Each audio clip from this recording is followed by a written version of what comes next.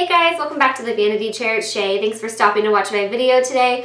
I'm so sorry I look like a goofball because my hair won't even fit in the frame. I remember when I saw girls start wearing their hair like this, I was like, ew, what are you guys doing that for? That is not cute. And now I keep on doing it. I just keep throwing this bun up on my head. So anyways, today's video is going to be about the Sephora Featherweight collection of brushes. There's 5 in the line so far.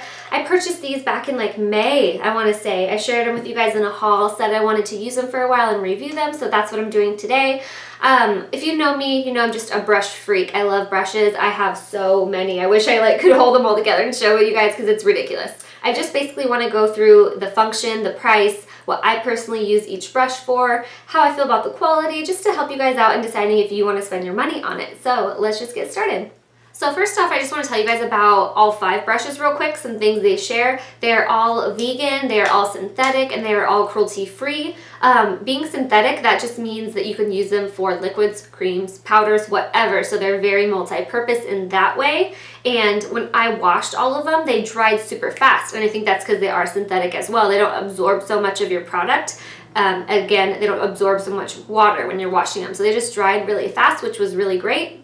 Okay, first up is the Pro Featherweight Crease number 38. This is initially the brush that drew me into these featherweight brushes anyways. I just love eye blending brushes.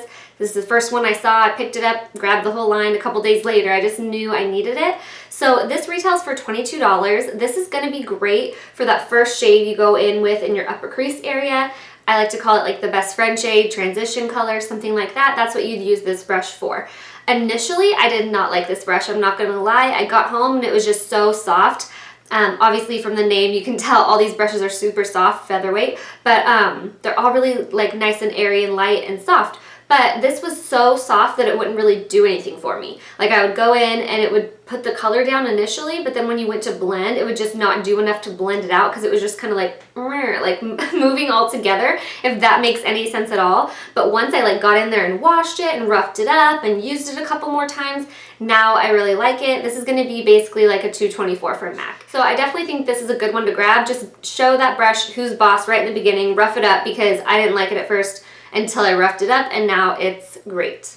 Next up is this brush. It's the Pro Featherweight Blending number 93. This is kind of like a giant version of the last one. It's just a big tapered face brush. This one retails for $30.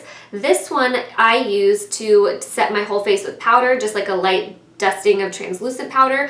You could use this to highlight. You could use it, I use it sometimes too to wipe off powder under my eyes if I did any baking or anything with translucent powder. So this is kind of just a multi-purpose face powder brush. And it's nice because of that pointed edge to get under the eye area or on the high points of the face as well. So it's just really nice for that. Next up is probably my favorite brush in the collection. This is the Pro Featherweight Complexion number 90. To me, this is just the most multi-purpose brush in the entire collection. You can use this to contour. You can use it for blush. If you want a very strong highlight, you can use it to highlight. You can use it to set your under eye. You can use it to wipe away the powder under your eyes. You can use it for liquid products as well. So you could use this for foundation. You could use it for liquid highlight and bronzer. It's just so universal. And this retails for $34. If I were to buy one brush out of the entire line, this is what I would buy. I just think this is such a great brush. Next is this huge giant fan brush. This is the Pro Featherweight Fan number 92. These are just so soft, you guys. They're just so nice. So, like I said already, there's only 5 brushes in the line, but whenever I think about talking about the next one, I'm like, oh my gosh, this one's multi-purpose too. I feel like even if you just have these 5 brushes, you can do quite a bit with them. So this one, my favorite way to use it is actually for bronzer. I just think it's so nice to just have a nice diffused bronzer in the, contour area and the hairline. You could use this for highlight. Obviously, you can highlight the tops of your cheekbones. When I would wear a lower shirt, I would highlight my collarbones with my collarbone with it. It gives a nice diffused highlight too. It's not too harsh. Kind of a similar highlight as this one gives. If you want a really strong highlight, you're going to want to go with this other brush. But this gives a nice soft glowy highlight, a nice bronze. You could use this to dust powder all over your face. Really nice brush. And last but not least is this giant guy. This is the Pro Featherweight Powder number 91.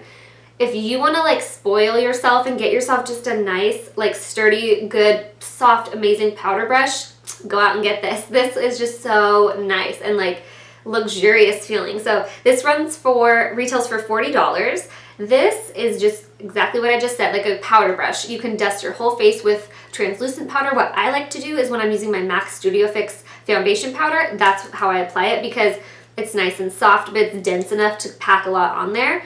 I just think this is so nice and soft, like you just want to wipe it on your face all night. It just feels so good. So anyways, yeah, it's just a simple big powder brush, but it's so nice. So overall, I think these brushes are so nice. I'm definitely not returning any of them. If you have no brushes at all, this is not what I would go out and buy. They're pricey. You know, there's only 5 of them. You definitely need like some other ones, staple brushes. You need like a flat shader brush for sure. They don't have anything like that. They don't have anything like a MAC 217. But if you are someone who already has a bunch of brushes and you just feel like going out and spoiling yourself or buying a little bit nicer quality ones for some reason, I think these would be a good gift. I think they're great in that way, you know what I mean? They're not like, if you had no brushes, don't go out and buy these. Buy like a Sigma kit or a Morphe kit or something like that. But if you want higher end ones, I think these brushes are great, totally worth the money. They feel nice and sturdy, like you can tell that your money is paying for something that's worth it. You know what I mean? It's not a waste of money. So I love these. If you guys have any other questions that I didn't answer, please leave them down in the comments below and I'll of course get back to you. Thank you so much for watching and I'll see you guys soon. Bye.